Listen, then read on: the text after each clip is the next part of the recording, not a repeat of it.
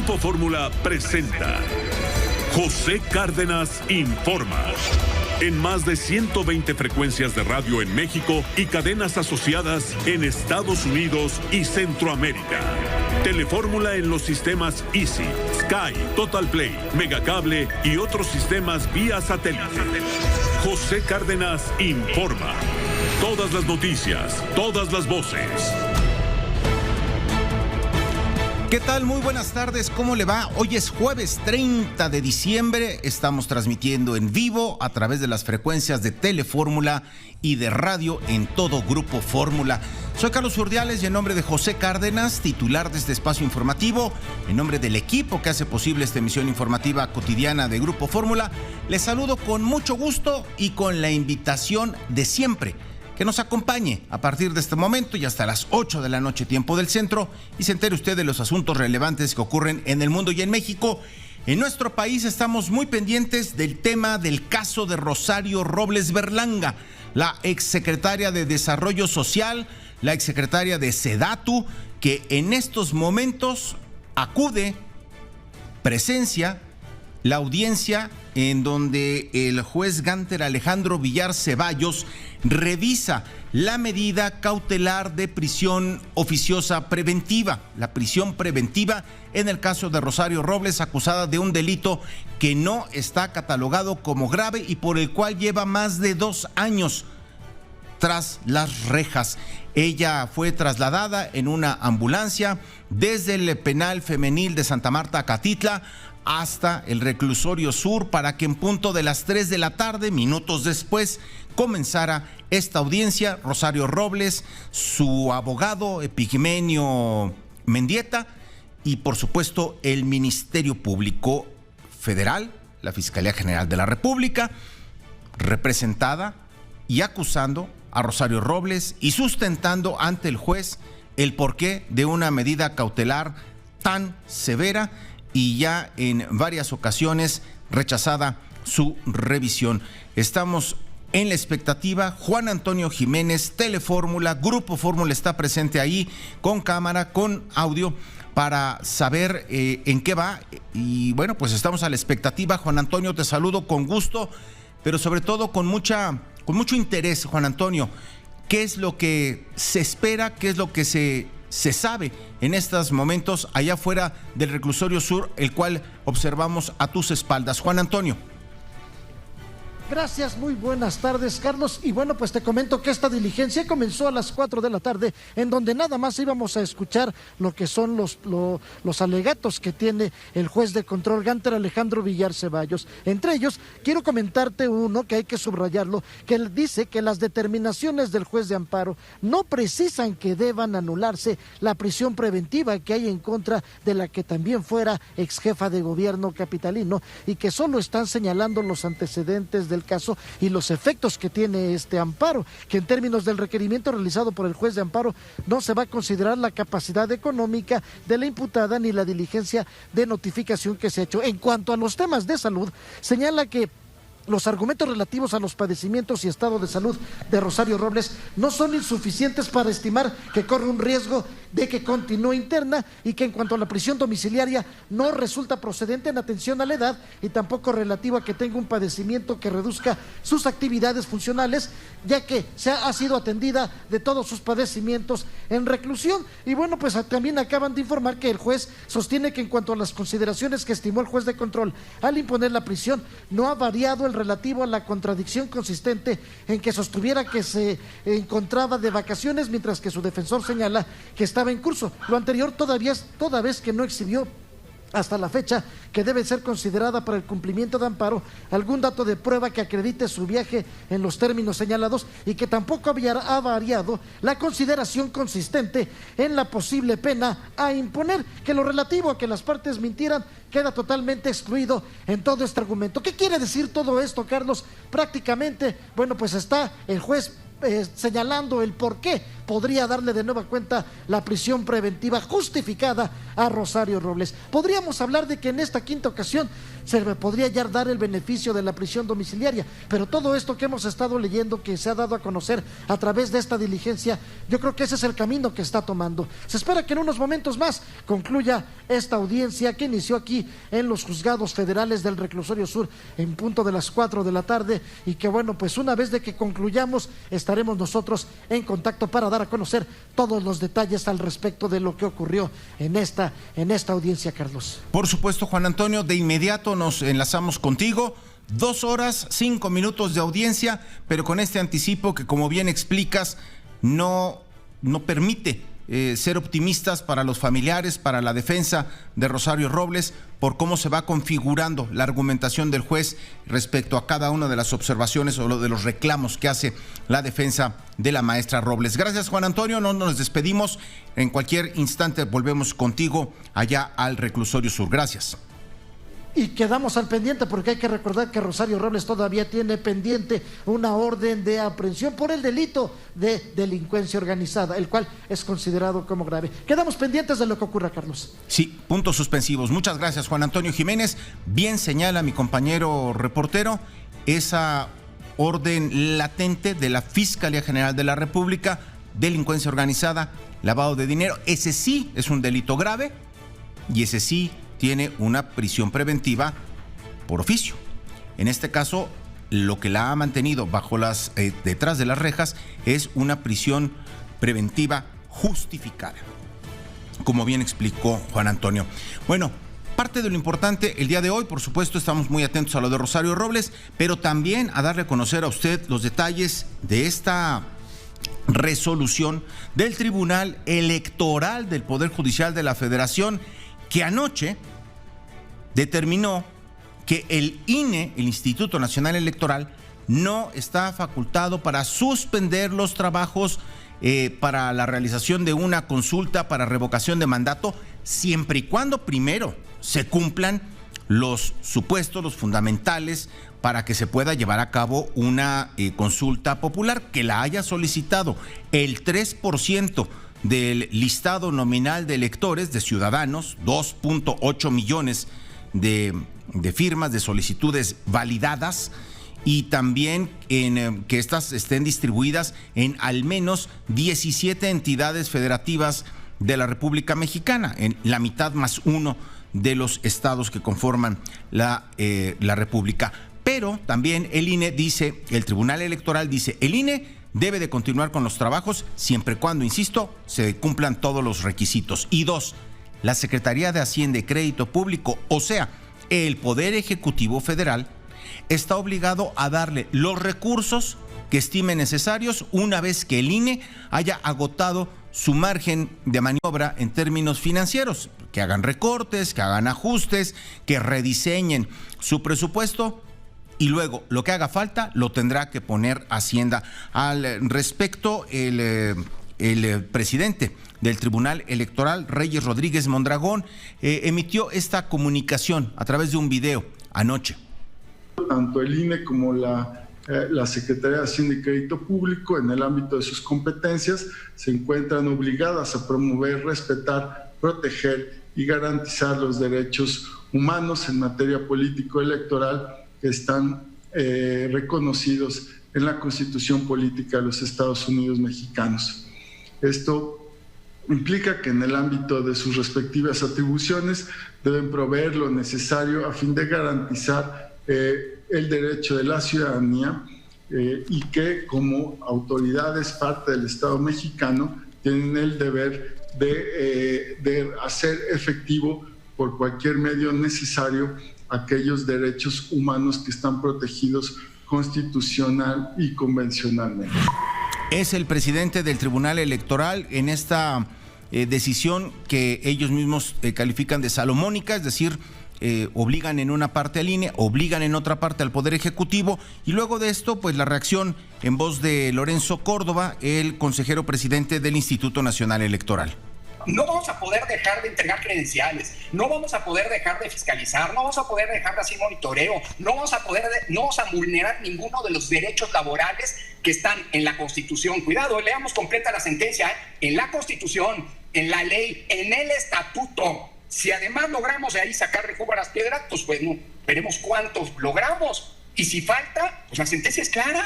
Iremos a la Secretaría de Hacienda. Y sí se dice, ya se le pidió a Hacienda. Claro, pero ahora Hacienda no va a poder contestarnos lo que ya nos contestó en otras ocasiones. Cuando le preguntamos, le pedimos recursos para hacer la consulta popular, Hacienda nos contestó en un oficio. Recordémoslo, porque luego la memoria es breve. El gobierno federal tiene otras prioridades. Hazlo como puedas. Así nos contestaron, ¿eh? Eso ya no lo va a poder hacer Hacienda. Nos tendrá que fundar y motivar por qué no nos da recursos. Y si luego no hay recursos, se va a hacer con lo que se tenga, ¿eh? Y si no se pueden cumplir los extremos de la ley, el INE hizo todo lo que pudo, ¿eh? Y si hay menos casillas, habrá menos casillas. De que va a haber revocación de mandatos, si lo piden los ciudadanos, así se va a hacer. Bueno, con ese vigor, con ese énfasis, con esa enjundia, Lorenzo Córdoba comenta lo que implica esta sentencia. Sí, si después de todo lo que se tiene que cumplir le pueden sacar aguas a las piedras, qué bueno, pero luego lo que haga falta, Hacienda lo tendrá que dar y ya no podrá responder, como dice Córdoba, lo que les respondió la vez pasada. Y hoy el presidente, y vamos a escucharlo, dice, sí, habrá dinero para la consulta, siempre y cuando no vaya a afectar los programas sociales. El tema de la consulta en las últimas horas se ha ido aclarando de qué es lo que va a pasar una vez que queden validadas las 2.8 millones de firmas de las millones de papeletas que han entregado organizaciones de la sociedad civil bajo el paraguas de Morena, y esto es lo que hoy el presidente dijo en la mañanera. Es muy importante la resolución de ayer, porque lo que queda claro, y es lo que debe difundirse más, saberse, gritarse a los cuatro vientos, es que va a haber consulta. Esa es la resolución de ayer. Eso es la esencia. Va a haber consulta. Bueno, pues eso es lo que dice también el presidente. Insisto, falta que el INE nos diga cuántos de los millones y millones y millones de solicitudes son auténticas, están validadas, y una vez que se cumplan, lo cual es altamente probable, habrá consulta efectivamente y el presidente se habrá salido con la suya. En otro tema, hoy pues resulta que hay tiro, como dicen los chavos, entre priistas. Y ni más ni menos que del calibre del gobernador de Hidalgo, Omar Fayad, y del dirigente nacional del PRI, del presidente del Comité Ejecutivo Nacional Tricolor, Alejandro Moreno Cárdenas, mejor conocido como Alito. Se agarraron a tuitazos. ¿Por qué? Porque la alianza Va por México, que las dirigencias del PRI, del PAN y del PRD acordaron y anunciaron, irán juntos en pos de 4 de las 6 gubernaturas en disputa en 2022, dejando el tema de Quintana Roo pendiente y de Oaxaca pendiente, pero están ciertos que van juntos como alianza tripartita en Hidalgo, en Aguascalientes, en Durango y en Tamaulipas. Y a partir de eso, las dirigencias del PRI y del PAN dijeron, mira, para que no nos vayamos a pelear, que Hidalgo lo lleve el PAN, que Tamaulipas lo lleve el PRI, que Durango lo lleve el PRI y que Aguascalientes lo lleve el PAN. Y están pendientes las otras dos, a ver si nos ponemos de acuerdo. Y eso quiere decir que la candidata, porque deberá ser mujer por el tema de la paridad de género, será panista. Adiós a las aspiraciones de Carolina Villano, la secretaria general del Comité Ejecutivo Nacional del PRI, esposa del gobernador de Coahuila, hoy coordinador de los diputados, exgobernador, debo decir, Rubén Moreira, de ser la candidata como ella quería, porque entonces la plaza la cedieron al PAN. Y a partir de eso, Omar Fayad dijo, mala decisión de la dirigencia, ¿cómo es posible que le entreguen la candidatura al PAN en Hidalgo? No es posible. ¿Qué responde Alejandro Moreno? También en tuit, que Omar Fayad habla por la herida a partir de intereses personales y que él ha demostrado, Omar Fayad se refiere, su entreguismo a Morena y que no van a permitir que el que entregue la plaza a Morena sea el propio Omar Fayad. Así se llevan los priistas cuando faltan pues menos de 48 horas para que concluya el 2021. No tiene nada que ver, a ellos lo que les importa es la competencia política, y así está el tiro entre los priistas Omar Fayad, gobernador de Hidalgo, y Alejandro Moreno, dirigente nacional del PRI. Anoche también detuvieron a Cuauhtémoc Gutiérrez de la Torre, el que fuera líder del PRI en la Ciudad de México, acusado de trata de personas, acusado de construir, de alimentar, de operar una red de prostitución al interior del PRI de la Ciudad de México en los años en que él fue el hombre fuerte, un proceso del cual ya ha tenido reveses judiciales el Ministerio Público, pero un delito que no se dejó de perseguir, una causa que no se cerró y que llevó a que anoche en la alcaldía de Tlalpan detuvieran a Cuauhtémoc Gutiérrez de la Torre. Al respecto, la jefa de gobierno, Claudia Sheinbaum, dijo que no se persigue a las personas, sino que se persigue y se castigan los delitos. Esto no tiene que ver con exfuncionarios, es un tema de trata. Claro, pero por otro lado... porque es un delito que tiene que ver con trata de personas y particularmente de mujeres. Entonces no tiene nada que ver con un asunto de funcionarios, políticos, ni mucho menos. Es un asunto que tiene que ver con un delito de trata, que es un delito grave. Y por eso las investigaciones que vinieron desde hace mucho tiempo, que estaba por cerrarse la carpeta, que la Fiscalía decide no cerrarla y finalmente termina en la cumplimentación de la orden de aprehensión y obviamente todo el juicio que tiene que seguir y obviamente esta persona pues tiene todo el derecho a su defensa y tiene que seguir el proceso. En otros asuntos de los cuales también le vamos a dar todos los detalles, la Secretaría de Educación Pública, a través de su titular, Delfina Gómez Álvarez, afirmó que el próximo 3 de enero el regreso a clases en los niveles básico, preescolar, básico, media, en la Secretaría de Educación Pública serán a nivel nacional clases presenciales. Todo esto tiene que ver con el contexto del crecimiento de contagios. Ayer 5,000 y fracción de nuevos casos de COVID-19 en el país. Hoy más de 8,000. Y es, digamos, natural que en digamos, inicio de protagonismo de la variante Omicron y de los casos de COVID y de la temporada invernal y del incremento de casos, hablemos de porcentajes muy altos, porque si de 5,000 un día a 8,000, pues podemos decir que el crecimiento fue del 40%. Conforme el volumen desafortunadamente crezca, pues los porcentajes, las magnitudes irán siendo menores, pero no menor preocupación. Por eso es importante el anuncio hoy de la Secretaría de Educación Pública, porque tratando de meter cierta o atajar la incertidumbre, quizá está mejor fraseado, atajar la incertidumbre que puede comenzar a despertar desde ahora el tema de, hijo, ¿y regresarán los niños, los jóvenes a las clases? ¿Será presencial? Aquellos que por primera vez tienen programado clases a nivel presencial, ¿se les cumplirá? ¿Será la buena o a la mera hora van a haber restricciones? Hoy dice la Secretaría de Educación, no, de ninguna manera. La forma de garantizar el derecho de las niñas y los niños jóvenes a recibir educación es de manera presencial, y hoy el plan de la Secretaría de Educación Pública es esa, la instrucción, las clases a partir del 3 de enero y en las siguientes fechas que cada escuela o cada plantel vaya determinando, tendrán que ser presenciales. En esas estamos hoy, 30 de diciembre. Y en asuntos internacionales estaremos en contacto con Armando Guzmán, corresponsal de este espacio en Washington, D.C., la capital de los Estados Unidos. Hubo llamada telefónica entre Joe Biden y Vladimir Putin. El tema central, Ucrania.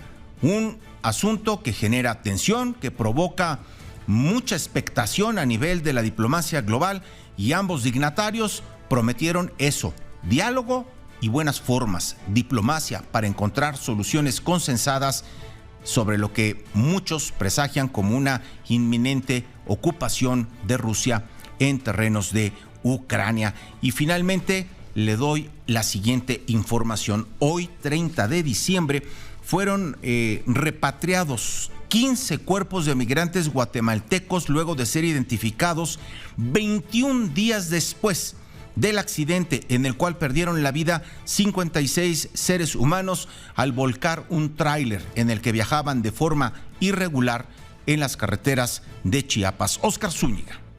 Este jueves el gobierno de México repatrió los cuerpos de 15 guatemaltecos que fallecieron en un lamentable accidente en el estado de Chiapas el pasado 9 de diciembre, los cuales fueron trasladados a la ciudad de Guatemala en un avión Casa C-295 de la Fuerza Aérea Mexicana y entregados a funcionarios del Ministerio de Relaciones Exteriores de ese país. Cabe señalar que este operativo fue coordinado por la Secretaría de Relaciones Exteriores, el Instituto Nacional de Migración, la Fiscalía General de la República y la Secretaría de la Defensa Nacional, instituciones que con el apoyo de los gobiernos de los países de origen de los fallecidos identificaron a 50 personas que murieron en el accidente, de los cuales 37 fueron de Guatemala, 11 de República Dominicana, 11 de El Salvador y 1 de Ecuador. De ellos, 25 ya han sido trasladados a sus lugares de origen y 5 más serían transportados en el transcurso de este jueves. Como parte del apoyo a los familiares de las personas que perdieron la vida, el Instituto Nacional de Migración cubrió todos los gastos generados por los servicios funerarios. Las autoridades mexicanas, de manera conjunta con la de los países involucrados y ahora con el Grupo de Acción Inmediata, unirán esfuerzos a fin de desarticular la operación de las redes de traficantes de personas y otros delitos conexos del crimen organizado transnacional. Para Grupo Fórmula, Óscar Zúñiga.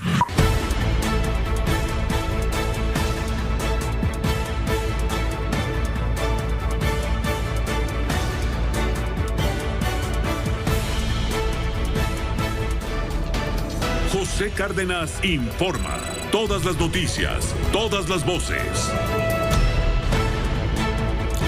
Le decía que hay tiro entre priistas. Omar Fayad, el gobernador de Hidalgo, inconforme con la determinación de la dirigencia nacional del PRI, que en la alianza Va por México, junto con el PAN y con el PRD, se repartieron la mano para poder asignar candidaturas a los gobiernos de Hidalgo para el PAN, Aguascalientes para el PAN, Tamaulipas para el PRI, Durango para el PRI, y todavía en el tintero la reflexión sobre la postulación de candidatos para Oaxaca, para Quintana Roo, para saber si ahí habrá alianza, Va por México o no. Y por lo pronto se agarraron a tuitazos, le decía, el gobernador de Hidalgo y el dirigente nacional del PRI, cada uno su visión, pero se acusan de lo mismo, de querer entregar Hidalgo, bastión priista histórico, a alguien más. Alito dice, el dirigente nacional del PRI, que Omar Fayad se lo quiere entregar a Morena. Y Omar Fayad dice que Alito pues lo está entregando al PAN. Israel Aldave, te saludo con gusto. Israel, tú has estado muy pendiente de todo esto, que a finales de año parece una telenovela de no creerse, pero es real, es auténtica y tú nos cuentas. Adelante, Israel.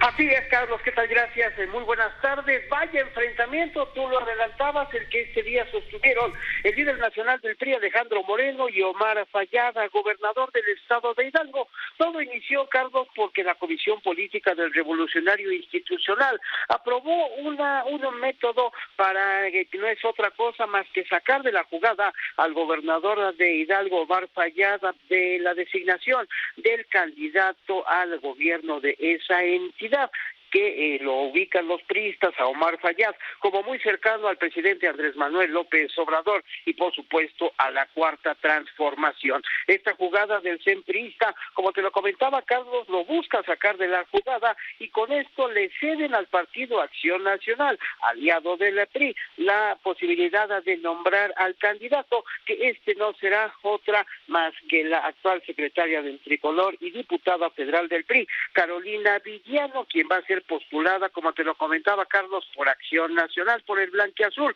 como una aspirante externa. Con esto el gobernador priista de esa entidad pues no tiene vela en el entierro. Esto, Carlos, como tú lo señalabas, provocó pues una molestia por parte del mandatario hidalguense, quien en su cuenta de Twitter escribió muy temprano: el PRI no es lo malo son las decisiones de sus dirigentes. Creen que los militantes no se dan cuenta de esta farsa, que solo se brinca inicia todos los procedimientos para imponer a una candidatura por la vía de Acción Nacional. Además, también, Carlos, en esta red social, Omar Fayad Meneses, pues se queja de que no fue invitado a esta reunión de la Comisión de Asuntos Políticos del PRI. A esto, por supuesto, inmediatamente le respondió el dirigente priista, Alito, como lo llaman, y él dijo en un comunicado que no va a permitir que Omar Fayad entregue el Estado a Morena, y lo acusó de entregarse de rodillas, así lo dijo en el comunicado, de entregarse de rodillas al gobierno federal, y la deslealtad también lo acusó de desleal y de querer imponer candidaturas destinadas a la derrota a cambio de la impunidad. Y continuó, dijo que la molestia de Omar Fayad responde a intereses personales, nunca del partido.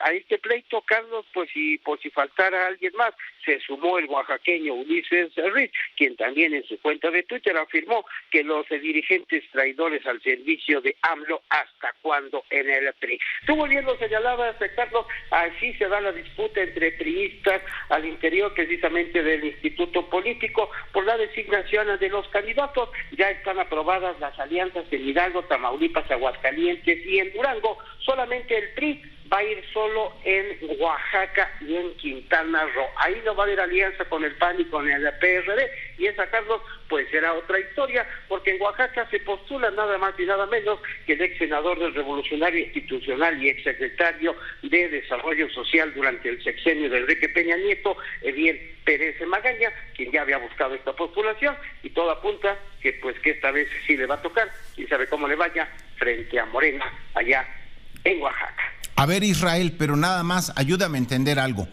¿El PAN postularía a Carolina Villano, a la priista? Sí, así es, Carlos, como tú bien lo señalas, va a postular el Partido Acción Nacional a la priista Carolina Villano, quien también de paso es esposa del actual coordinador de los diputados del PRI, Rubén Moreira, exactamente, la va a postular como candidata externa. Con esto, Carlos, como te lo comentaba, pues se quita de la jugada, se saca de la jugada a Omar Fayad, quien él quería o que fuera otro candidato, y de esta manera, pues como el PAN lleva mano, ellos van a postular directamente a Carolina Villano, pues antes del próximo 23 de marzo, que tienen que estar ya resueltas las candidaturas a estos 6 estados que estarán en juego el próximo año.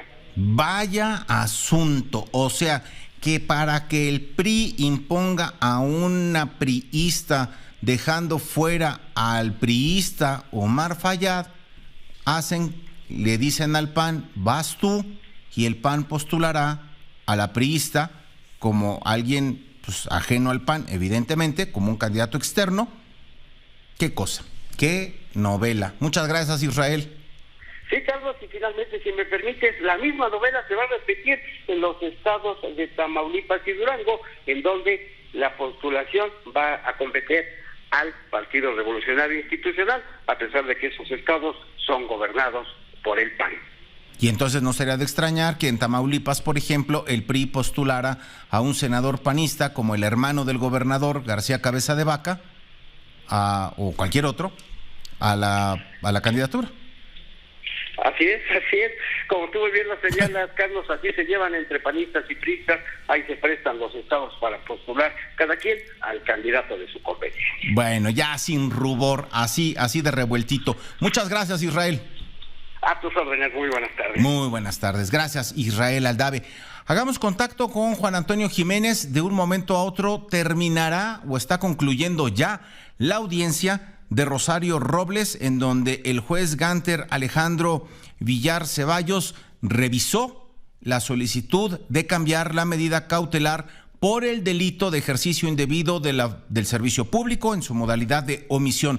Juan Antonio Jiménez, cae la noche, estás en el Reclusorio Sur, tú tienes toda la información. Juan Antonio, te escuchamos. Gracias, Carlos, y como bien lo señalas, ya concluyó esta diligencia y bueno, pues el impartidor de justicia Gánter Alejandro Villar Ceballos ha determinado continuar con la prisión preventiva justificada en contra de Rosario Robles Berlanga. Lo que señaló dentro de su justificación es de que subsiste en que no varió la existencia del oficio que señale que se encontraba en Costa Rica cuando dijo que no contaba con recursos. La mención de señalar que solo contaba con un domicilio domicilio cuando en realidad tenía otros, así como el análisis de la posible pena a imponer, mientras que los aspectos a su favor es de que desea someterse al proceso acudiendo a 2 citas, el asiento familiar y su residencia. De esta manera, bueno, pues ya concluye esta audiencia y continúa exactamente igual que como estaba, con la prisión preventiva justificada en el reclusorio. Ella va a continuar en el penal de Santa Marta, Catitla. Así que poco más de 2 horas fue lo que duró esta audiencia, en donde el impartidor de justicia de esta manera responde a un juez de amparo que había solicitado modificar de las medidas cautelares a Rosario Robles, y con ello, bueno, pues estamos entonces dando cuenta de que todo queda exactamente igual a como estaba todavía hasta hace unos días. No hay movimientos, sigue con la prisión preventiva justificada Rosario Robles, Carlos. Rosario se queda en la cárcel. Gracias, Juan Antonio. Buenas noches. Gracias, buenas noches. Buenas noches. Tiene usted ahí la información y nosotros contacto con el gobernador del estado de Hidalgo, Omar Fayad. Gobernador, muchas gracias por su buena disposición para con este espacio de Grupo Fórmula. ¿Cómo está? Muy bien, muchas gracias. Muy buenas tardes. Un saludo para ti y para todo tu auditorio. Pues a reserva de parecer torpes, pero no entendemos qué es lo que está ocurriendo. El PAN postulará a una priista, a usted lo dejan fuera del comité, usted es un gobernador emanado de las filas del PRI y la dirigencia nacional de su partido le dice al PAN, postula tú a mi secretaria general para que vaya como externa del PAN, en fin, y además dicen que usted ha sido entreguista a Morena en varios hechos o en varias acciones. Gobernador, ¿cuáles son los pies y la cabeza de este asunto? Oye, qué de risa loca, ¿verdad? Imagínate tú, lo que acabas de decir no lo entiende el priismo hidalguense. Imagínate que el Hidalgo es un estado gobernado por el PRI, donde hay un priismo fuerte, donde hay un priismo que ha sido ejemplo nacional, donde hay un priismo que le ha dado glorias. Mientras pierden todo, acá ganamos elecciones muy importantes, y resulta ser que donde tienen activos políticos importantes, donde tienen un priismo actuante ejemplar a nivel nacional, resulta ser que la dirigencia nacional atrae el proceso, hace una comisión política permanente, y claro, como todo por Zoom, ¿no? Para que no haya quien levante la voz y no haya quien reclame y no haya quien diga argumentos, pues por el temor que hay, ¿no? Los miedos que les invaden, y resulta ser que le entregan la decisión de la candidatura al PAN. Oye, pues como priista, que me quedé sorprendido y dije, esto es una triquiñuela, bueno, cuando menos apesta, está puesto. O sea, si lo que quieren es imponer un candidato a cualquier persona, mujer u hombre, si lo que quieren es imponer un candidato, pues que tengan los pantalones de imponerlo, ¿no? Pero ¿cómo es posible que se hagan valer de que van a ir en alianza con el PAN y el estado de Hidalgo, que tiene un priismo ejemplar, al que yo le debo mucho al priismo de Hidalgo, porque el PRI de Hidalgo me llevó hasta donde estoy, y le hagan al priismo esta trastada de que la decisión la tome y el proceso lo organice el PAN? Bueno, pues me parece que eso es una verdadera porquería. Eso apesta. No necesita ser científico, ni sabio, ni experto en política para darse cuenta que el cochinero que están haciendo es mayúsculo, y va a resultar después que el PAN entonces va a decidir en Hidalgo quién es el candidato del PRI. No, hombre, pues los felicito. Y luego todavía se atreven a decir cívicamente a que no es así, que de todos modos va a llevar el proceso un priista. Entonces, ¿para qué le dieron la decisión al PAN? Ahora, gobernador... Claro, te voy a decir una cosa, el gran temor de la dirigencia nacional, sí, pues es que sus propuestas no pasan con el priismo local, eso es evidente. La que fuera no pasa porque los conocen en Hidalgo. En el argumento retórico hoy, en este intercambio de tweets que ha tenido usted con el dirigente nacional de su partido, con Alejandro Moreno, dice Alejandro Moreno, no permitiremos que Omar Fayad entregue Hidalgo a Morena. Digamos, ¿qué expresión entregue. Del León cree que todos son de su propia condición, más bien pregúntale por qué no quiere ir en Oaxaca y por qué no quiere ir en Quintana Roo, en Alianza, porque ahí sí ya entregaron, ellos sí entregan, acá no, acá es otra cosa. Al contrario, creo que lo que están haciendo y lo que hicieron es porque su objetivo es perder, eso nos queda claro. Ahora, Ese es el propósito de lo que hicieron. Primero, nos gustaría a todos los mexicanos, ya no solo lo de la militancia priista, oye, que nos digan cómo está eso de que en el estado, uno de los estados más priistas, que ya les quedamos pocos, en uno de los que tiene un prismo histórico, un prismo actuante, un prismo que da resultados, un prismo bien fuerte, un prismo infundioso, resulta ser que en ese estado la dirigencia nacional dice, no, pues que deciden Hidalgo el PAN. A ver, nada más que expliquen eso y que no se vayan por otro lado. Me acusan de que soy entreguista por mi buena relación con el gobierno de la República, que nunca he negado, es pública. Tengo una buena relación porque sé coordinarme, porque sé trabajar en equipo, porque he hecho equipo con los presidentes municipales de todos los partidos y he hecho equipo con el presidente de la República, sin duda, porque además soy respetuoso de la institución presidencial y respetuoso de la figura del presidente. Yo soy gobernador, no soy el opositor ni a los gobiernos municipales ni al gobierno federal. Soy un orden de gobierno que se tiene que coordinar con los otros para darle resultados como se los he dado. Están a la vista a los hidalguenses, los números hablan. La dirigencia nacional vino a Hidalgo a decir hace menos de un mes que era yo el mejor gobernador, ¿verdad?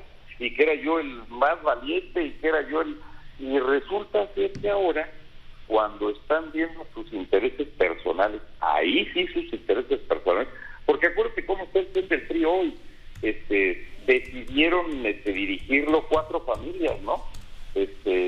Y esas 4 familias se han dividido las candidaturas entre esposos, esposas, hijos, amigos, primos, el que le carga la bolsa, el que le volea los zapatos. Eso es lo que convirtieron en una serie de puestos y candidaturas. Ahora gobernador, tan mal. Ahora resulta ser, ¿verdad? Ahora resulta ser que los que entregan somos nosotros. ¿A quién? Por tener una buena relación. Oye, yo siempre trataré de tenerla, porque además, la verdad de las cosas, yo no tengo por qué. Ellos quisieran que yo tuviera una mala relación con el gobierno federal y con el presidente. ¿Por qué? Si lo que sirve al pueblo, la gente está harta que se estén dando en la torre, y eso no implica entregar nada a nadie. Ni el presidente sería capaz de entregarle nada al gobernador de Hidalgo, y lo conocen todos, ni yo sería capaz de entregarle nada, porque además, ¿cómo se le hace para entregar según ellos, no? A ver, no, gobernador. Al contrario, lo que estamos ahorita es en un proceso interno de un partido que es el mío.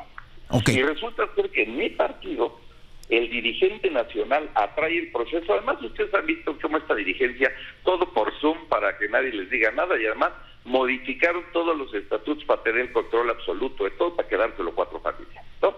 Y entonces ahora ellos dicen que los intereses personales son de uno. Oye, pregúntenle de veras a este dirigente cómo se atrevió a darle en un estado priista la elección de candidato al PAN.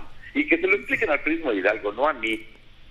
A ver, yo nada más para cerrar, gobernador, porque el tiempo viene el corte, pero le quiero decir, nosotros le preguntaremos a Alejandro Moreno si él acepta tomar la llamada, pero lo que yo le pregunto a usted es, ¿de plano tan rota la comunicación entre un gobernador? A ver si te toma la llamada, porque yo te puedo comprobar las veces que le he marcado y los mensajes que le he mandado y no tengo respuesta. Si no le contestan a uno de sus 4 gobernadores priistas, ¿qué se espera la militancia? ¿Que no se dan cuenta de la traición? Ahí sí hay traición. O sea, hace días busco al dirigente de mi partido que no contesta las llamadas. Y ayer vi a mi secretario particular, le dije, oye, dile a su secretario particular que yo voy a hacer un pronunciamiento y que no quiero equivocarme y que yo soy un agente institucional. Dile, por favor, que lea mi mensaje y que me tome una llamada antes del pronunciamiento. Hasta ahorita no llega. Bueno, hasta ahorita no llega. Pues con eso está todo dicho. Bueno, muchas gracias, gobernador. Sí. Muchas gracias, gobernador. Buenas noches, gracias a ti. Y espero que a ver si le dan la cara al perismo y alguien si les explican cómo que el PAN decide ahora la candidatura del PRI. Luego va a ser muy divertido escuchando. Muchas gracias. Gracias, gobernador, que le vaya muy bien. Pues sí, con buen humor, pero lo que revela es pues lo que dice, y lo dice de forma textual. Le ha mandado mensajes, le ha llamado, y Alejandro Moreno no le toma ni la llamada ni devuelve sus mensajes. Evidentemente hay no solamente una ruptura, sino una abierta confrontación en la que, pues no sé, salvo su mejor opinión, quién en realidad queda perdiendo y quién, que puede ser ni Omar Fayad ni Alejandro Moreno, saldrá ganando. Y si está pensando en Julio Menchaca y en Morena, pues quizá estemos acertando. Una pausa y volvemos.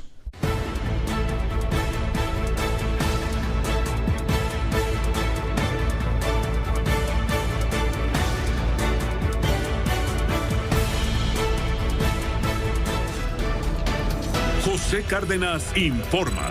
Todas las noticias, todas las voces.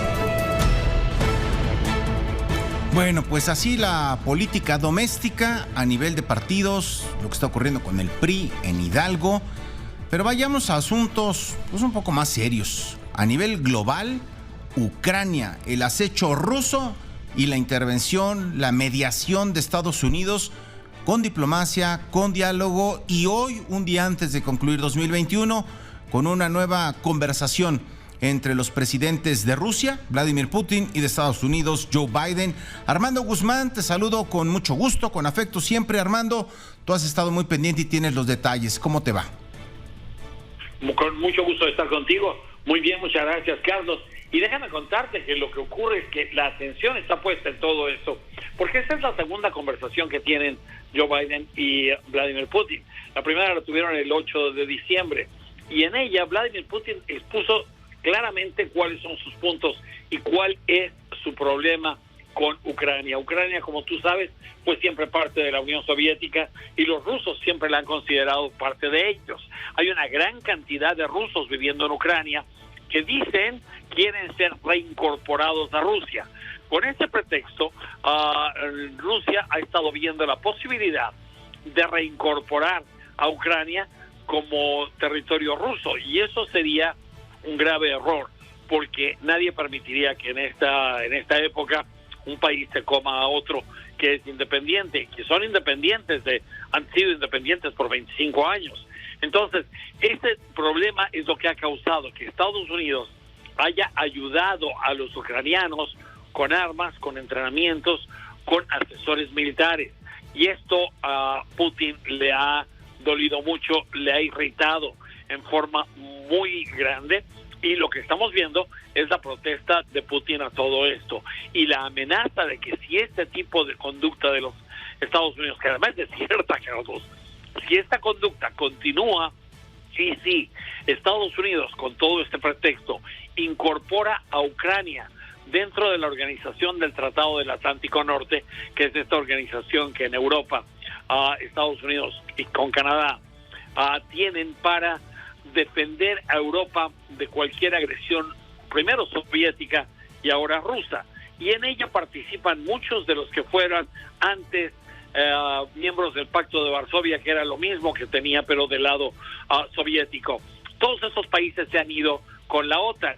Y ahora lo que no quiere Putin es que Ucrania, que es su vecino de al lado, en el que está compartiendo una frontera tan delicada, se convierta también en enemigo jurado de Rusia, como son los países de la OTAN, y que entonces representen un riesgo para su seguridad.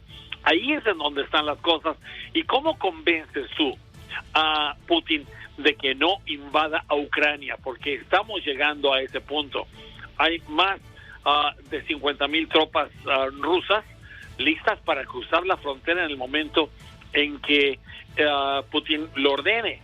Y Estados Unidos hoy está circulando una versión en la que aviones de espionaje americano han estado sobrevolando esta frontera entre Rusia y Ucrania para detectar los movimientos militares de Rusia.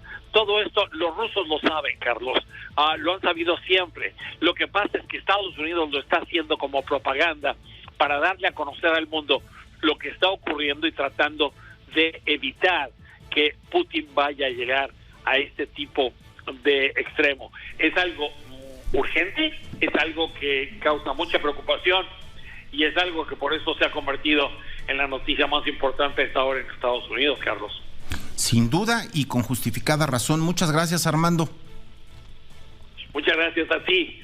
Estamos pendientes. Muy buenas noches. Armando Guzmán desde Washington, D.C., capital de Estados Unidos. Sí, un asunto serio, un asunto que no admite brochazos de humor en ningún sentido. Una pausa y volvemos.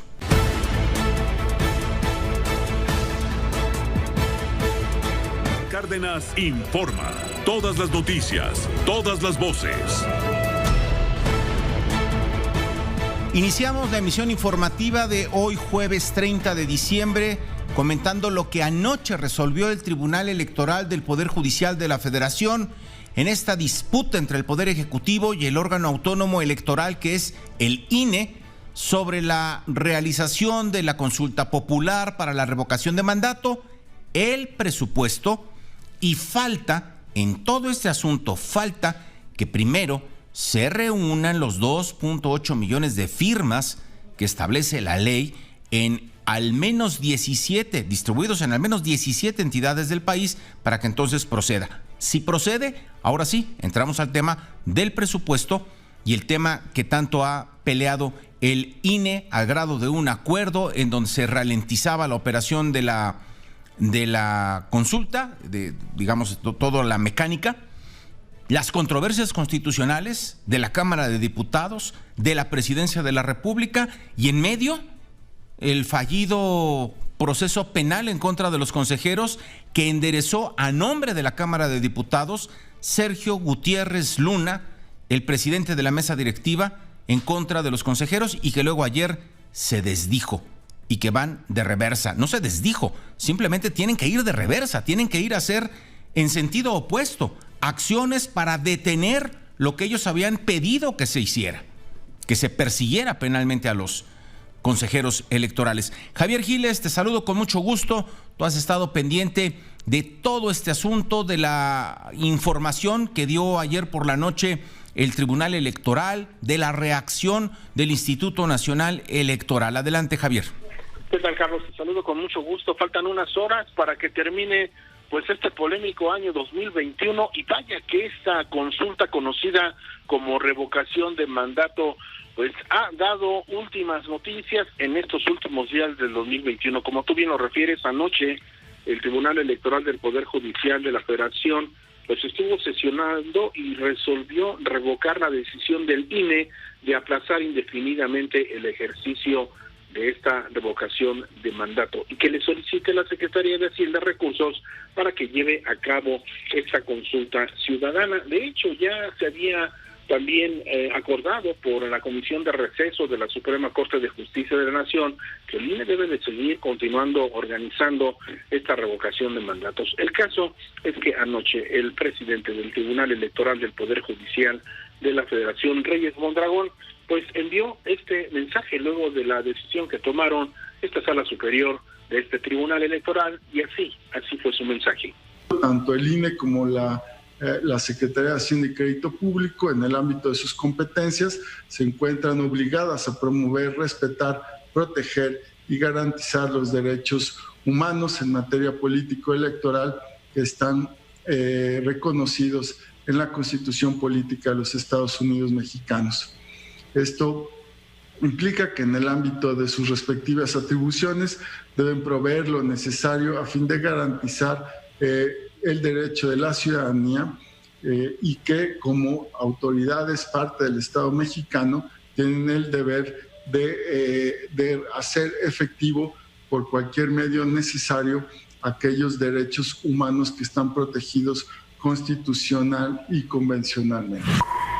Esto sucedió anoche y este jueves el Consejo General del INE sesionó por última vez en este año y por unanimidad las y los 11 consejeros aprobaron continuar la planeación de esta consulta conocida como revocación de mandato para realizarse el próximo año. Así dan cumplimiento a lo ordenado en los acuerdos emitidos hace unos días por la Comisión de Receso de la Suprema Corte de Justicia de la Nación y el de anoche, el del Tribunal Electoral, que le ordenan al INE continuar con la organización de la revocación de mandato. A petición del consejero presidente del INE, Lorenzo Córdoba, se llamó a esta sesión extraordinaria como punto único precisamente pues acatar estas resoluciones de este tribunal, de esos tribunales de la Corte y del Tribunal Electoral. Y de hecho Lorenzo Córdoba pues celebró que el Tribunal Electoral le haya ordenado a la Secretaría de Hacienda liberar los recursos para desarrollar esta consulta. El presidente del INE va a ir a tocar a la Secretaría de Hacienda las puertas y va a pedir más o menos como 2.300 millones de pesos. Dice Lorenzo Córdoba, si me dicen que no, entonces ya no estará en posición del INE. Y bueno, como nada más el INE solo tiene 1.500 millones de pesos, se va a hacer la consulta popular conocida como revocación de mandato. Y bueno, pues lo que va a suceder es que tal vez no se vayan a instalar las 171,000 casillas que se tenían programadas, pero dice Lorenzo Córdoba de que se va a realizar la revocación, se va a realizar. Ahora Hacienda no va a poder contestarnos lo que ya nos contestó en otras ocasiones. Cuando le preguntamos, le pedimos recursos para hacer la consulta popular, Hacienda nos contestó en un oficio, recordémoslo, porque luego la memoria es breve. El gobierno federal tiene otras prioridades, hazlo como pueda. Así nos contestaron, Eso ya no lo va a poder hacer Hacienda. Y tendrá que fundar y motivar por qué no nos da recursos. Y si luego no hay recursos, se va a hacer con lo que se tenga, Y si no se puede cumplir los extremos de la ley, el INE hizo todo lo que pudo, De que hay menos casillas, habrá menos casillas. De que va a haber revocación de mandato, si lo piden los ciudadanos, aquí se va a hacer. Se va a hacer la revocación de mandato el próximo año con los recursos que tenga el INE. Y por último, Lorenzo Córdoba lamentó que aunque el presidente de la Cámara de Diputados ya se desistió de continuar la denuncia penal en la Fiscalía General de la República, Lorenzo Córdoba lamenta que por lo pronto ya hay unas carpetas de investigación abiertas en la Fiscalía General de la República y pendientes en contra de estos 6 consejeros, y eso, dijo, es muy lamentable. Parte de lo que sucedió hoy en el INE y anoche en el Tribunal Electoral. Carlos, un abrazo fuerte a todos nuestros amigos que nos siguieron todo este año. Carlos, te mando un saludo. Igualmente, y un abrazo. Gracias, Javier, que te vaya muy bien. Y Sara, Pablo, ¿qué dijo el presidente hoy en la mañana al conocer ya la decisión del Tribunal Electoral del Poder Judicial de la Federación? ¿Cómo estás, Sara? ¿Cómo estás, Carlos? Muy buenas tardes. El presidente Andrés Manuel López Obrador pues abrió la puerta a la posibilidad de que la Secretaría de Hacienda otorgue mayores recursos al Instituto Nacional Electoral para la realización de la consulta de revocación de mandato. Consideró que lo más importante del fallo del tribunal es que determina que el INE no puede aplazar la realización de este ejercicio con el argumento de falta de recursos. La consulta es un hecho, señaló. Es muy importante la resolución de ayer, porque lo que queda claro, y es lo que debe difundirse más, saberse, gritarse a los 4 vientos, es que va a haber consulta. Esa es la resolución de ayer. Eso es la esencia. Va a haber consulta.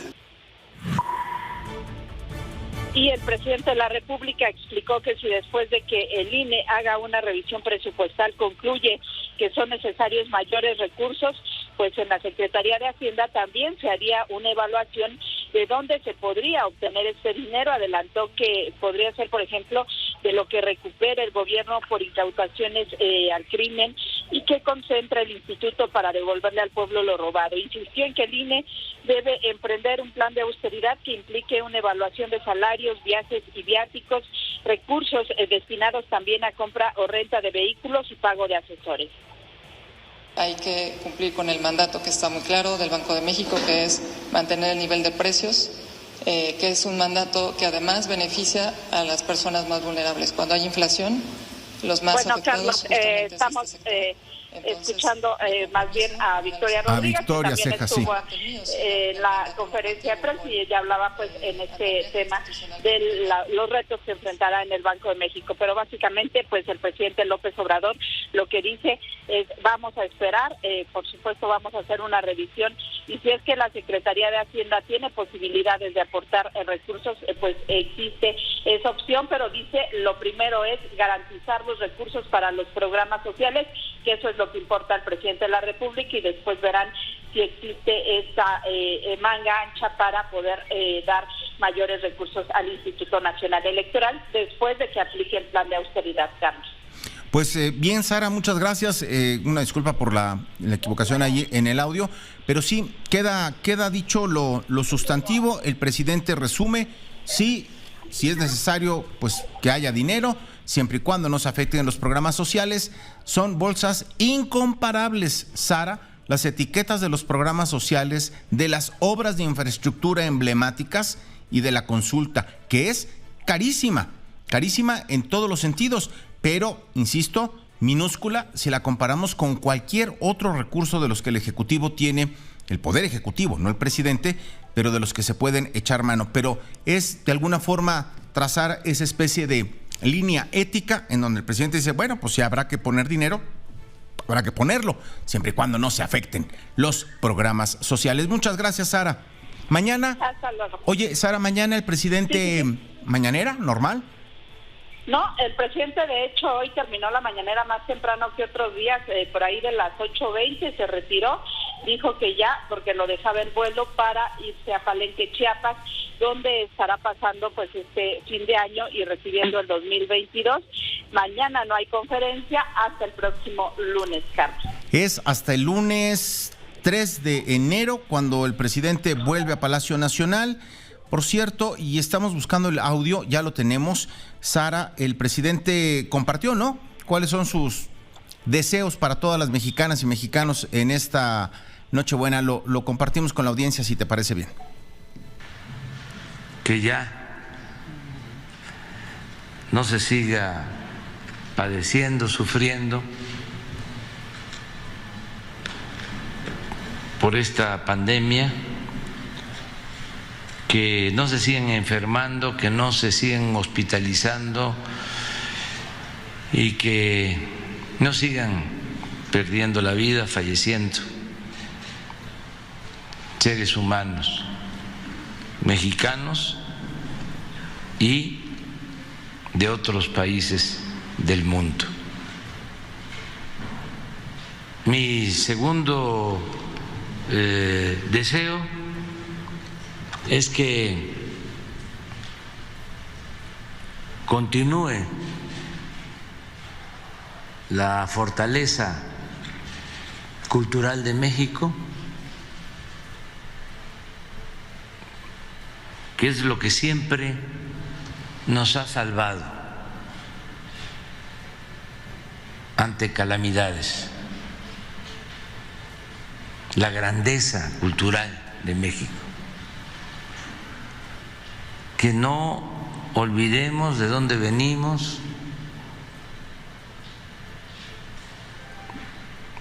que somos herederos de grandes civilizaciones y que eso es lo que nos da fortaleza.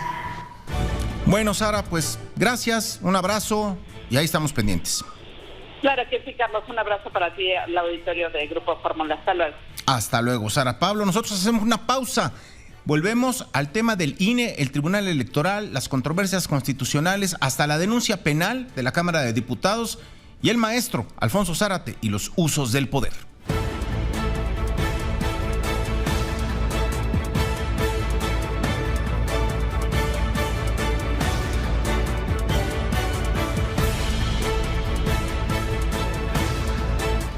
José Cárdenas informa. Todas las noticias, todas las voces. Listo para rematar el año, el maestro Alfonso Zárate, los usos del poder, presidente del Grupo Consultor Interdisciplinario, GCI, firma especializada en estrategia y comunicación política, columnista en el Universal, publica hoy los jueves, los usos del poder. Alfonso, maestro, ¿cómo estás? Bienvenido a tu espacio aquí en Grupo Fórmula. Vaya tema el del INE, la revocación, el presidente, los tribunales y hasta este fallido, absurdo, ridículo que hizo el diputado Sergio Gutiérrez Luna, presidente de la mesa directiva de la Cámara de Diputados, empinando en una acción que luego tuvo que ir simple y llanamente de reversa. ¿Cómo estás, Alfonso? Muy bien, Carlos, y agradezco mucho tu presentación. Creo que, en efecto, una cuestión que se manifiesta de una manera permanente de parte del presidente es este golpeteo constante al Instituto Nacional Electoral. Y yo me preguntaría, ¿qué parece explicar esa obsesión presidencial? Y creo que al menos destacan dos ingredientes. El primero, creo yo, se remonta a las elecciones presidenciales del año 2006. Como tú recordarás, Carlos, unos meses antes del día de la jornada, todas las encuestas parecían anticipar el triunfo de López Obrador. Y sin embargo, conforme se fue acercando el día, la distancia se fue acortando hasta que al final pues quedó con menos de un punto. Yo creo que en eso tuvo que ver, por un lado, esa campaña financiada ciertamente por los más ricos, que advertía que López Obrador era un peligro para México. Pero creo que también sumó la soberbia del candidato, una soberbia que lo llevó a rechazar alianzas que le habrían dado el triunfo y bueno, algo más. Pero lo cierto es que a partir de entonces, Carlos Salinas de Gortari dejó de ser el villano favorito y ese lugar lo ocupó Felipe Calderón, y desde luego a partir de ese momento el Instituto Federal Electoral se convirtió en el objeto de todos los odios de López Obrador. Es decir, que estos resultados del 2006 tuvieron, creo yo, serios impactos sobre Andrés Manuel, le agriaron el carácter y lo exhibieron como un mal perdedor. Pero el otro ingrediente que explica este golpeteo constante al INE, en mi opinión, es de un carácter más serio, más de fondo, y es este proyecto de convertir a México en el país de un solo hombre. Es decir, someter, secuestrar o desaparecer a cualquier instancia pública o privada que signifique un contrapeso al poder presidencial. Y bueno, en este contexto se inscribe este sinsentido de la consulta revocatoria, que en mi opinión es un ejercicio laudatorio y una trampa para el INE, y entonces el hombre que tiene más del 60% de aprobación exige la realización de un ejercicio sumamente costoso para complacer su ego. Un disparate desde cualquier punto de vista, y sobre todo cuando existen tantas carencias en el país. Y lo que comentabas, Carlos, como una muestra más de la abyección de quienes representan a Morena en el Congreso, el presidente de la Cámara de Diputados, Sergio Gutiérrez Luna, interpuso ante la Fiscalía General de la República esa aberrante denuncia penal contra los 6 consejeros del INE que el 17 de diciembre votaron a favor de aplazar temporalmente las tareas preparatorias para esta consulta. Por fortuna hubo ya una rectificación, ya se desistió de esta denuncia, pero lo que tenemos y que permanece pues es un ambiente enrarecido por la obsesión del presidente de vengarse de esta institución, que en otro momento y en otro consejo reconoció esos resultados en las urnas, que era el triunfo de Felipe Calderón. Pues sí, queda esta revisión, digamos, en el tiempo, las consecuencias hoy y los resultados y las repercusiones para el mañana. Hay una reforma electoral que está ahí en el horno, cocinándose, y siempre, ¿no?, llama la atención y preocupa esta de repente simplificación que podría hacer al ala más dura de Morena, llevarnos a esta argumentación de que el INE es un exceso y que bastaría con encuestas, con plazas a mano alzada, en fin, algo que no gusta, que preocupa, Alfonso. Sí, yo creo que, digamos, quienes critican el gasto excesivo del INE no toman en cuenta que su presupuesto, primero, es definido por la Cámara de Diputados, pero más importante, en segundo lugar, que el sistema democrático del país requirió de una serie de candados frente a las experiencias del pasado reciente, de las trampas, del ratón loco, de las urnas embarazadas, de todo esto que padecimos a lo largo de lustros y de décadas, y que entonces se estableció una legislación electoral sumamente compleja, que exige desde luego enormes costos, pero son los costos de la desconfianza y los costos de la democracia. Así que, en efecto, creo que el presidente nos ha anticipado muy bien cuáles eran las 3 grandes reformas para la segunda mitad de su sexenio: la energética, la de la Guardia Nacional y la de electoral. Así que, pues, por lo pronto tendremos que seguir esperando cuáles son los movimientos de Morena para tratar de lograr esta reforma constitucional, con la cual se rebasaría una línea, Carlos. Yo creo que tocar al INE, secuestrarlo o desnaturalizarlo es ir demasiado lejos. Esperemos que esto no ocurra. Esperemos. Gracias, Alfonso. Buen cierre de año y un espléndido 2022. Lo mismo para ti, para los tuyos y para el equipo. Muchas gracias, maestro. Que te vaya bien. Alfonso Zárate y los usos del poder. Pausa y continuamos.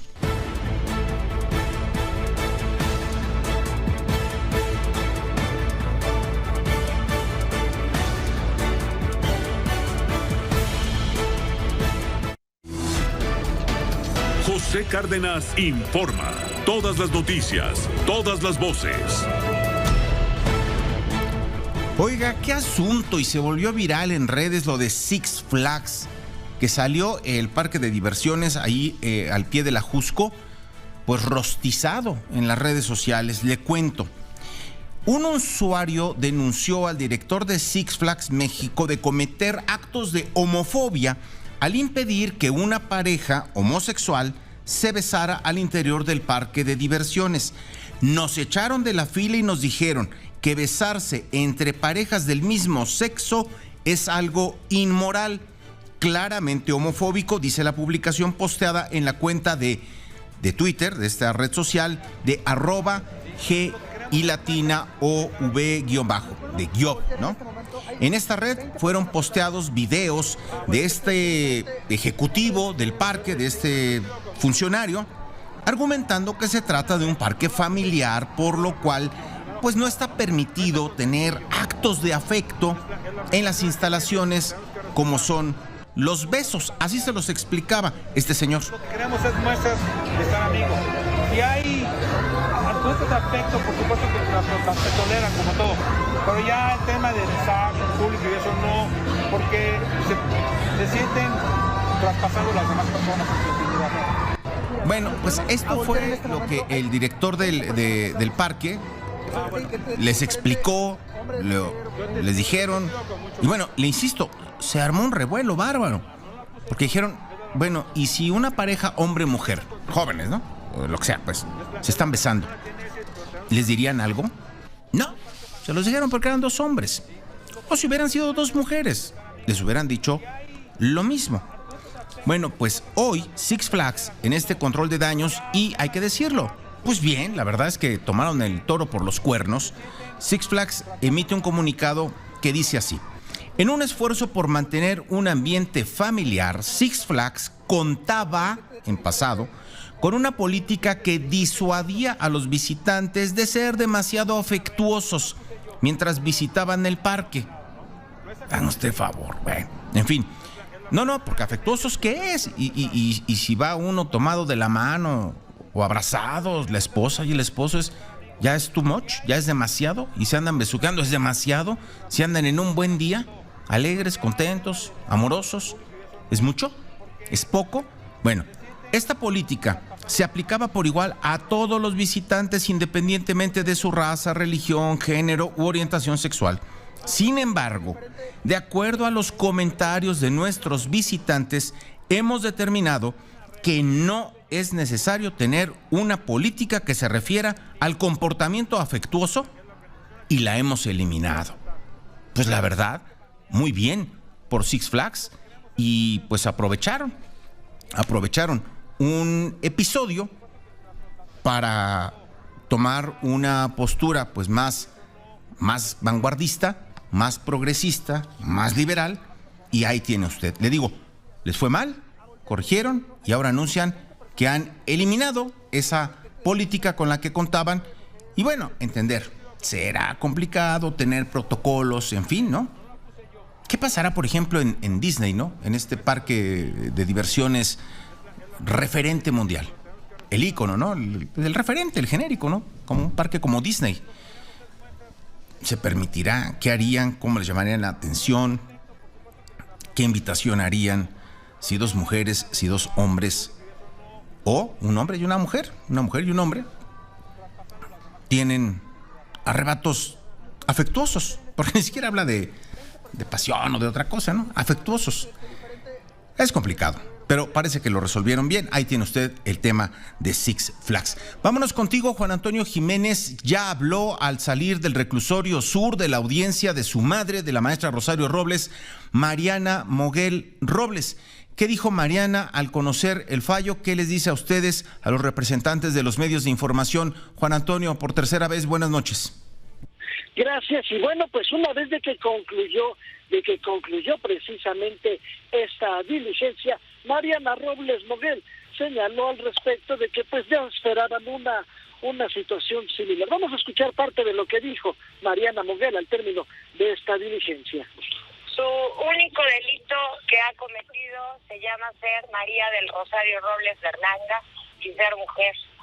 Y por supuesto también señaló, y lo digo así de claro y sin miedo, ella no tiene 120 y tantos carros, a ella no se le ha encontrado en los Pandora Papers, ella no tiene paraísos fiscales con propiedades o con cantidades multimillonarias, a ella no se le ha acusado de desviación y de comisión, a ella está acusada, y quiero reiterarlo, de omisión, y que 2 años, 4 meses después, pues no se le ha comprobado absolutamente nada.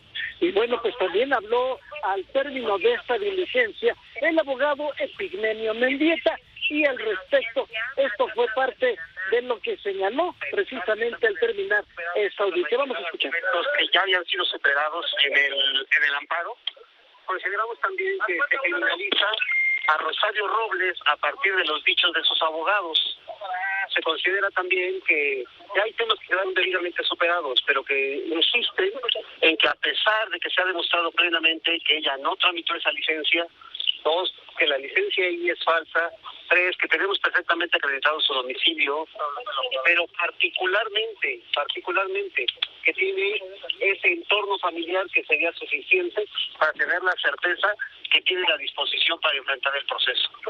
Pues ahí está precisamente parte de lo que se dijo al término de esta diligencia, y por supuesto Mariana Moguel adelantó que van a continuar con las manifestaciones del movimiento de resistencia pacífica. Ese es el reporte que te tengo, Carlos. Completo, como siempre. Gracias, Juan Antonio. Buenas noches.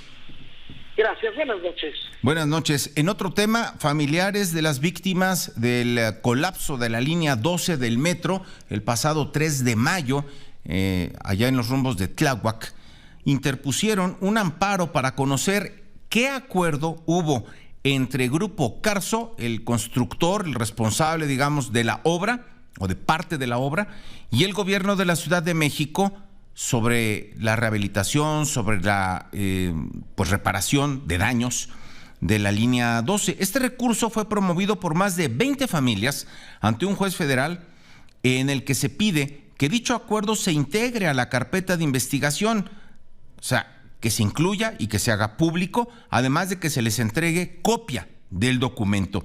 Se espera que sea la próxima semana cuando se determine si es aceptado o no este amparo.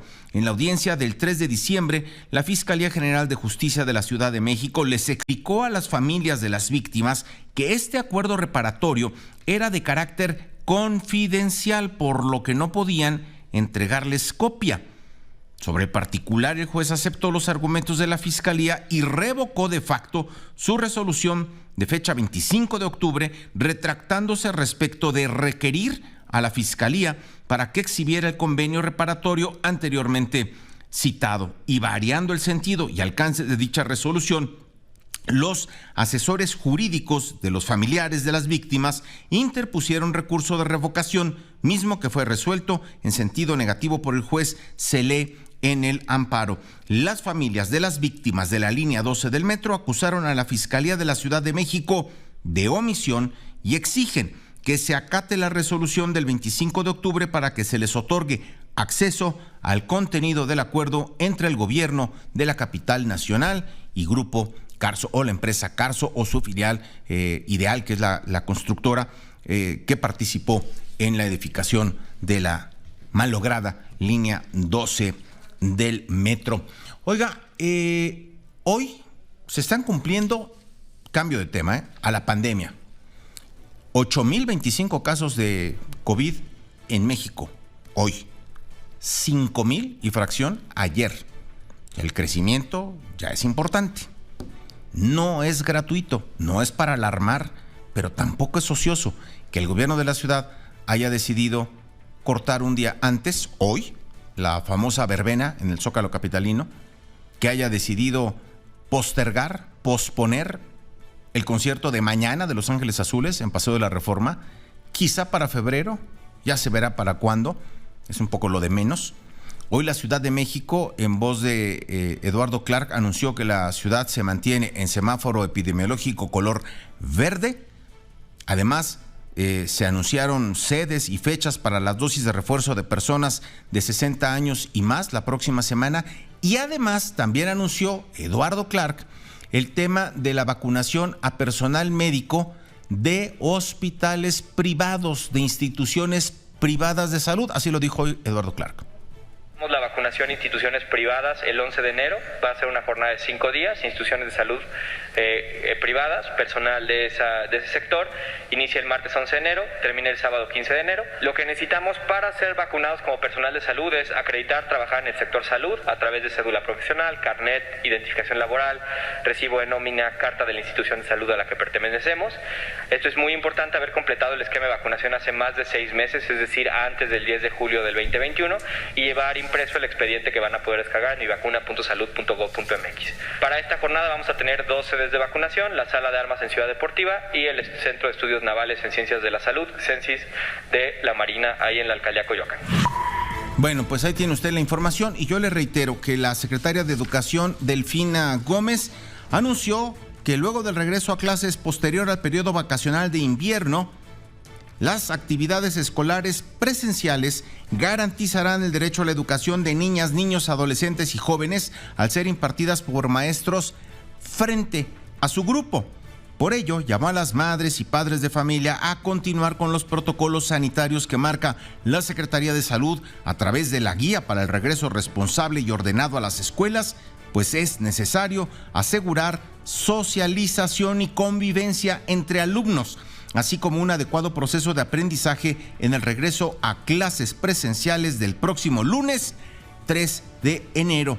La secretaria de Educación pidió a los padres y madres de familia mantener el trabajo colaborativo con maestros, con autoridades escolares y seguir cuidando la salud de sus hijas e hijos.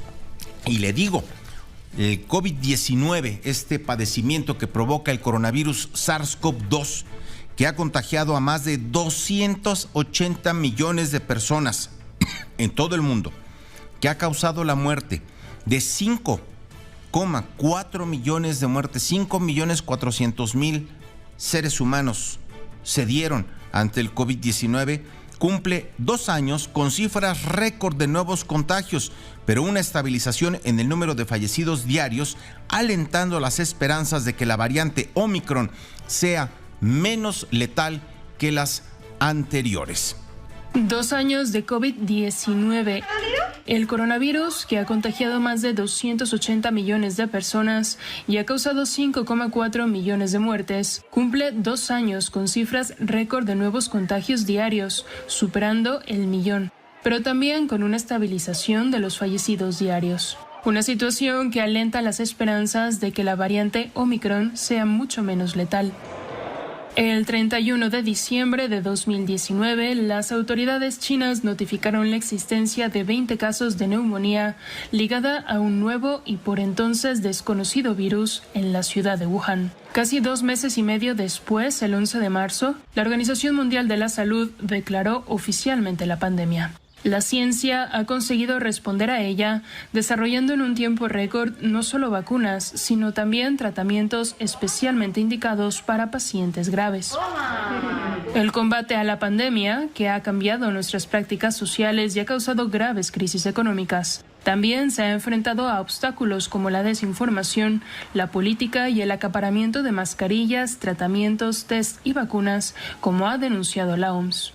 La organización, no obstante, mantiene la esperanza de acabar la fase aguda de la pandemia en el año que comienza y pide que continúe la prevención. José Cárdenas informa. Todas las noticias, todas las voces. En estas mismas frecuencias lo esperamos mañana en punto de las 6 de la tarde, tiempo del centro, con todas las noticias y todas las voces. Pásela bien, gracias, buenas noches.